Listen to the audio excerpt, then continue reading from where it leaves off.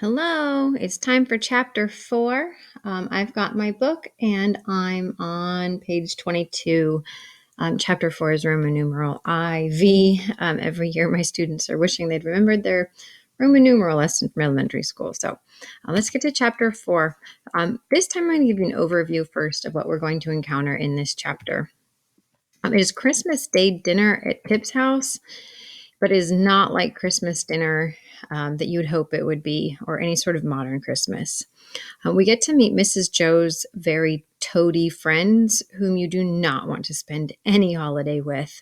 Remember, Mrs. Joe is Pip's older sister. She's about 20 years older than Pip is.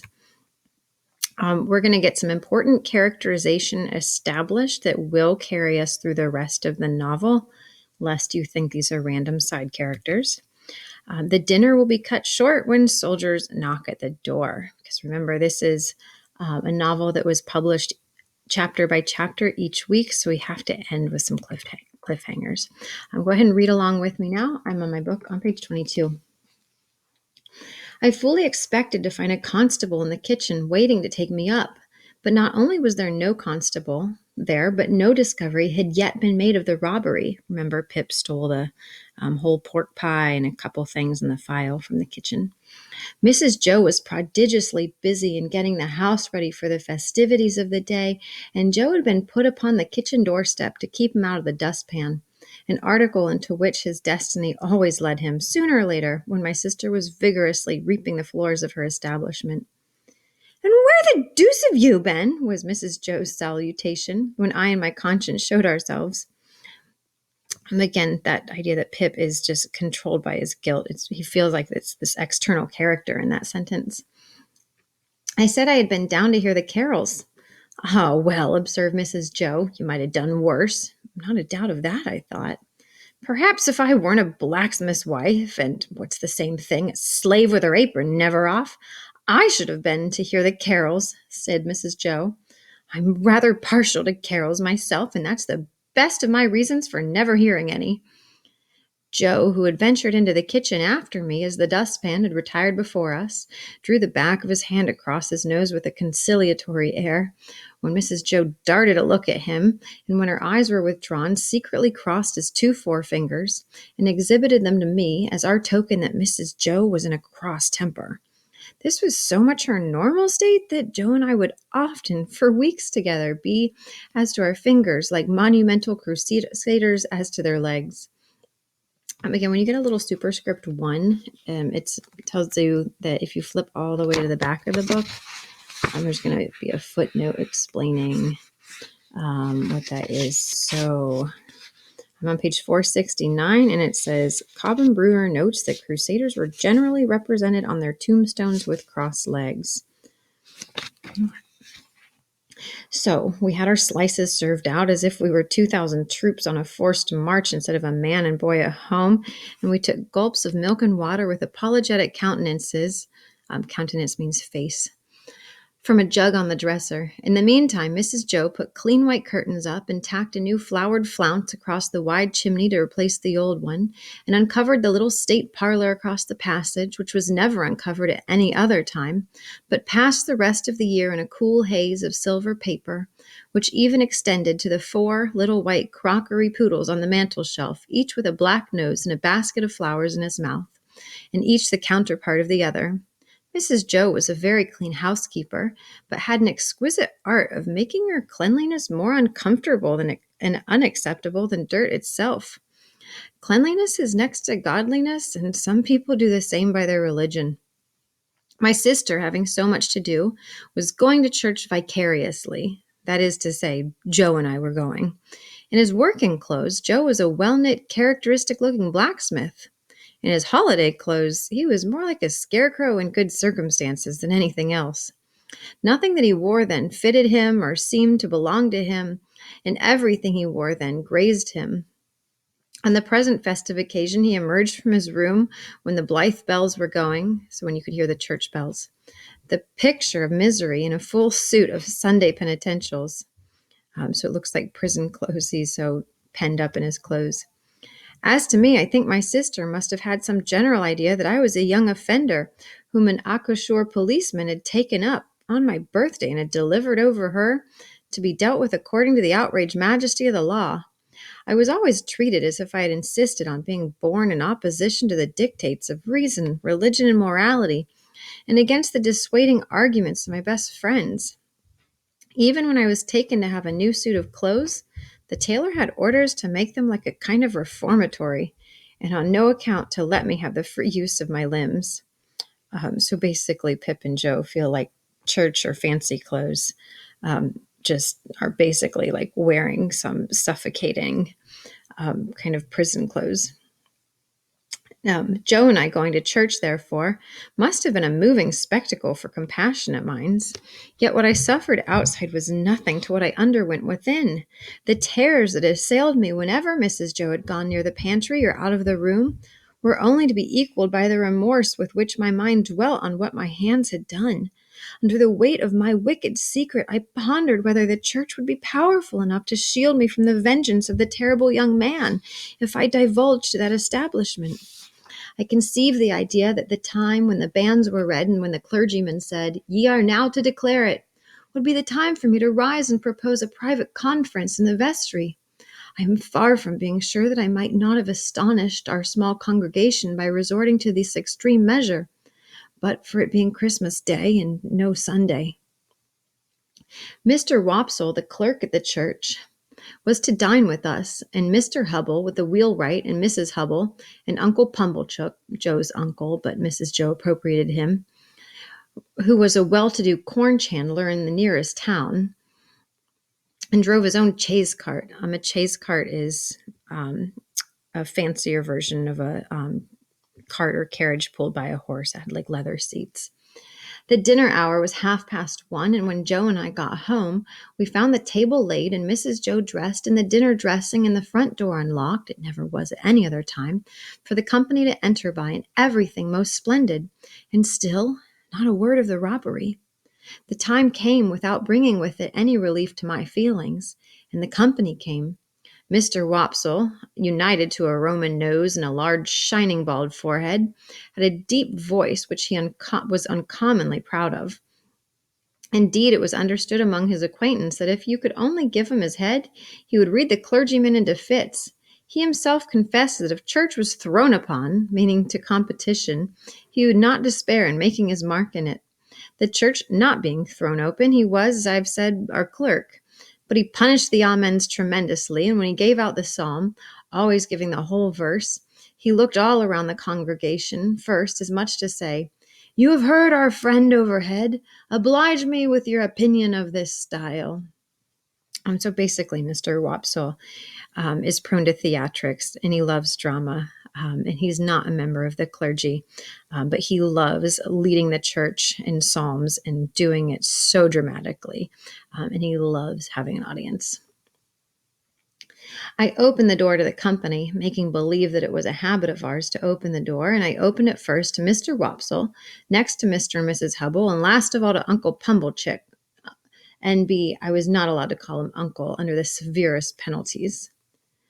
"Mrs. Joe," said Uncle Pumblechook, a large, hard-breathing, middle-aged, slow man with a mouth like a fish, dull, staring eyes, and sandy hair standing upright on his head, so that he looked as if he had just been all but choked, and had that moment come to. "I have brought you, as the compliments of the season, I've brought you, mum, a bottle of sherry wine, and I've brought you, mum, a bottle of port wine." Every Christmas Day he presented himself as a profound novelty, with exactly the same words and carrying the 2 bottles like dumbbells. Every Christmas Day, Mrs. Joe replied, as she now replied, "Oh, Uncle Pumblechook, this is kind." And every Christmas Day he retorted as he now retorted, "It's no more than your merits, and now are you all bobbish, and how's 6 pence north of halfpence?" Meaning me. We dined on these occasions in the kitchen, and adjourned for the nuts and apples to the parlor, which was a change very like Joe's change from his working clothes to his Sunday dress. My sister was uncommonly lively on the present occasion, and indeed was generally more gracious in the society of Mrs. Hubble than in other company. I remember Mrs. Hubble. This I remember. It's another hint that this book is narrated from the future, looking back on previous events. I remember Mrs. Hubble as a little curly, sharp-edged person in sky blue who held a conveniently juvenile position because she'd married Mr. Hubble, I don't know at what remote period, when she was much younger than he. And I remember Mr. Hubble as a tough, high-shouldered, stooping old man of sawdusty fragrance with his legs extraordinarily wide apart, so that in my short days I always saw some miles of open country between them when I met him coming up the lane. Among this good company, I should have felt myself, even if I hadn't robbed the pantry, in a false position. Not because I was squeezed in at an acute angle of the tablecloth with my table in my chest and the Pumblechookian elbow in my eye, nor because I was not allowed to speak, I didn't want to speak, nor because I was regaled with the scaly tips of the drumsticks of the fowls, and with which those obscure corners of pork of which the pig, when living, had the least reason to be vain, meaning Pip gets the grossest cuts of the meat on the table. No, I should not have minded that if they would only have left me alone. But they wouldn't leave me alone. They seemed to think the opportunity lost if they failed to point the conversation at me every now and then and stick the point into me. I might have been an unfortunate little bull in a Spanish arena. I got so smartingly touched up by these moral goads. It began the moment we sat down to dinner. Mr. Wopsle said grace with theatrical declamation, as it now appears to me, something like a religious cross of the Ghost in Hamlet with Richard III. Those are two Shakespeare characters. And ended with the very proper aspiration that we might be truly grateful. Upon which my sister fixed me with her eye and said, in a low, reproachful voice, "Do you hear that? Be grateful."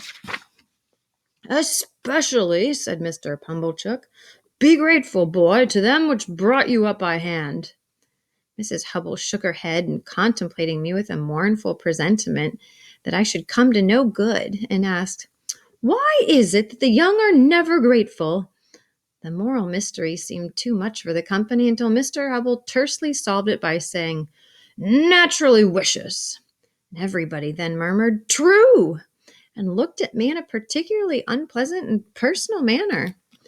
Joe's station and influence were something feebler, if possible, when there was company than when there was none.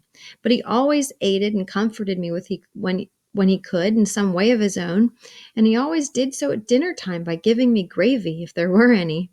There being plenty of gravy today, Joe spooned it onto my plate at this point about half a pint. So any time at the dinner that Joe feels sorry for Pip, Joe starts spooning more and more gravy on Pip's plate. So now Pip's plate is swimming in gravy. A little later on in the dinner, Mr. Wopsle reviewed the sermon with some severity and intimated, in the usual hypothetical case of the church being thrown open, what kind of sermon he would have given them. After favoring them with some heads of that discourse, he remarked that he considered the subject of the day's homily ill chosen, which was less excusable, he added, when there were so many subjects going about. "True again," said Uncle Pumblechook.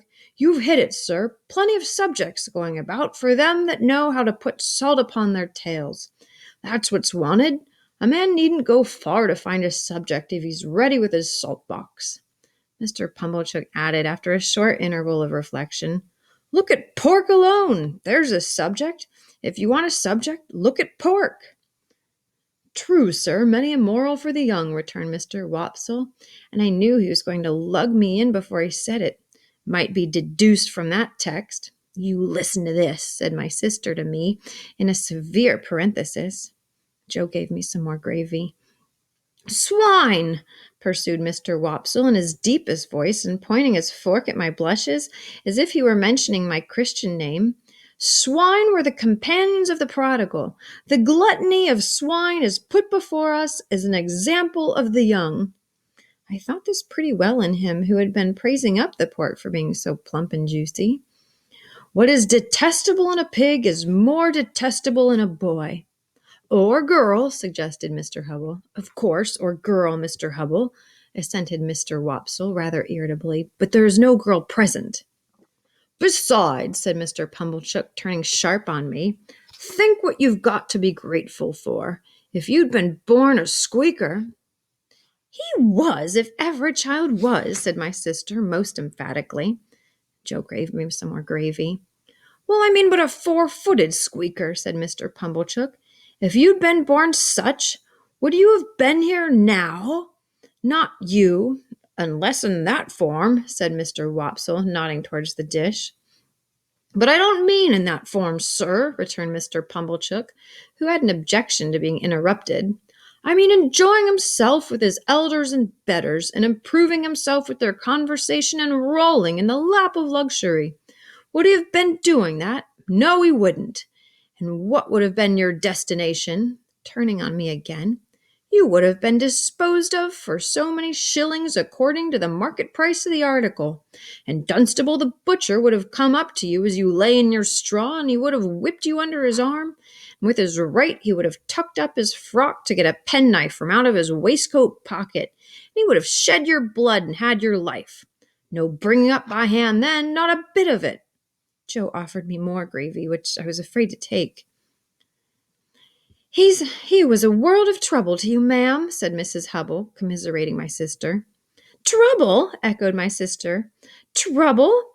And then entered on a fearful catalogue of all the illnesses I'd been guilty of, and all the acts of sleeplessness I'd committed, and all the high places I had tumbled from, and all the low places I'd tumbled into, and all the injuries I had done myself, and all the times she wished me in my grave, and I had contumaciously refused to go there. I think the Romans must have aggravated one another very much with their noses. Perhaps they became the restless people they were in consequence. Anyway, Mr. Wopsle's Roman nose so aggravated me during the recital of my misdemeanors that I should have liked to pull it until he howled. But all I had endured up to this time was nothing in comparison with the awful feelings that took possession of me when the pause was broken which ensued upon my sister's recital, in which pause everybody had looked at me, as I felt painfully conscious, with indignation and abhorrence. Abhorrence means hatred. So Pip is they're just totally ganging up on Pip right now. Yet, said Mr. Pumblechook, leading the company gently back to the theme from which they had strayed, pork, regarded as biled, is rich too, ain't it? Have a little brandy, uncle, said my sister. Oh, heavens, it had come at last. He would find that it was weak. Oh, remember that? Pip stole some of the brandy and replaced some of the brandy that he took with water. So he watered down the brandy. He would find it was weak. He would say it was weak, and I was lost. I held tight to the leg of the table under the cloth with both hands and awaited my fate. My sister went for the stone bottle, came back with the stone bottle, and poured his brandy out, no one else taking any. The wretched man trifled with his glass, took it up, looked at it through the light, and put it down. Prolonged my misery. All this time Mrs. Joe and Joe were briskly clearing the table for pie and pudding. I couldn't keep my eyes off him. Always holding tight by the leg of the table with my hands and feet, I saw the miserable creature finger his glass playfully, take it up, smile, throw his head back, and drink the brandy off. Instantly afterwards, the company were seized with unspeakable consternation. Oh, that's right, Pip put tar water in the brandy, not just regular water.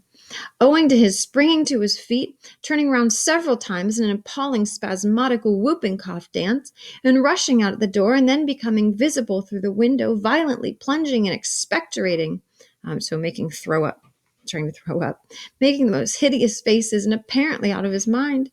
I held on tight while Mrs. Joe and Joe ran to him. I didn't know how I'd done it, but I'd no doubt I'd murdered him somehow. In my dreadful situation, it was a relief when he was brought back, and surveying the company all around as if they had disagreed with him, sank down into his chair with one significant gasp. Tar! I had filled up the bottle from the tar water jug. I knew he would be worse by and by. I moved the table like a medium of the present day by the vigor of my unseen hold upon it.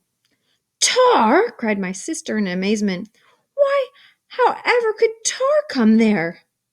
But Uncle Pumblechook, who was omnipotent in that kitchen, omnipotent and all-powerful, wouldn't hear the word, wouldn't hear of the subject, imperiously waved it all away with one hand, and asked for hot gin and water. My sister, who'd begun to be alarmingly meditative, had to employ herself attentively in getting the gin, the hot water, the sugar, and the lemon peel, and mixing them. For the time at least I was saved. I still held on to the leg of the table, but clutched it now with the fervor of gratitude. By degrees, I became calm enough to release my grasp and partake of pudding. Mr. Pumblechook partook of pudding. All partook of pudding. The course terminated, and Mr. Pumblechook had begun to beam under the genial influence of gin and water, and I began to think I should get over the day when my sister said to Joe, "Clean plates, cold." I clutched the leg of the table again immediately and pressed it to my bosom as if it had been the companion of my youth and friend of my soul. I foresaw what was coming. I felt that this time I really was gone. "You must taste," said my sister, addressing the guest with her best grace. "You must taste to finish with such a delightful and delicious present of Uncle Pumblechook's." "Must they? Let them hope not to taste it." "You must know," said my sister, rising. "It's a pie, a savory pork pie." The company murmured their compliments. Uncle Pumblechook, sensible of having deserved well of his fellow creatures, said, quite vivaciously, all things considered, "Well, Mrs. Joe, we'll do our best endeavors. Let us have a cut at this same pie." My sister went out to get it. I heard her steps proceed to the pantry. I saw Mr. Pumblechook balance his knife. I saw reawakening appetite in the Roman nostrils of Mr. Wopsle. I heard Mrs. Hubble remark that a bit of savory pork pie would lay atop of anything you could mention and do no harm. And I heard Joe say, "You shall have some, Pip." I have never been absolutely certain whether I uttered a shrill yell of terror, merely in spirit, or in the bodily hearing of the company. I felt that I could bear no more, that I must run away. I released the leg of the table and ran for my life. But I ran no further than the house door, for there I ran head foremost into the party of soldiers with their muskets, one of whom held out a pair of handcuffs to me, saying, "Here you are, look sharp, come on." And that is chapter 4. Some frequently asked questions I get from students for analysis is that this is not a very fun Christmas, is it? No, this is not a Christmas filled with presents and childhood. The idea of Christmas being a child's kind of dream come true is a really modern idea. This is a simple 1830s Christmas, and it's about getting together and having a good meal and going to church. And it's no fun for Pip at all. What's the point of this chapter? It introduces a couple characters that are going to become more central to the text as we continue. So we get some key characterization. We see more of the relationship between Pip and Joe, where Joe just pities Pip and tries to make him feel better, but also that Joe is so powerless to do anything. In the end, are they really about to arrest Pip? Pip certainly thinks so. Here come some soldiers. They're holding up some handcuffs. They've come to the front door. This whole dinner, Pip has just been waiting and waiting and waiting with bated breath to be caught. So Pip is sure that these handcuffs are for him. And for some reason, somehow, the soldiers have found out about it. And here they've come for him. The characterization that we get, so Mr. Wopsle with his big Roman nose, he's the one who loves an audience. He's very theatrical and dramatic, and he would love to be the preacher of the church so he could have an audience and deliver everything with a theatrical air. Mr. Pumblechook is Joe's wealthier uncle. He is a corn dealer. He rubs it. He will come to rub it in everyone's faces that he's got more money than them. He likes to act more moral. He likes to act like it is his job to help educate and discipline Pip. And then Mr. and Mrs. Hubble are minor characters. We're not going to see much from them later on, but they just round out this toady crew that's over for dinner. And Mrs. Joe is always putting on airs in front of these toady people. So that is it for chapter 4, and you can join me next time for chapter 5.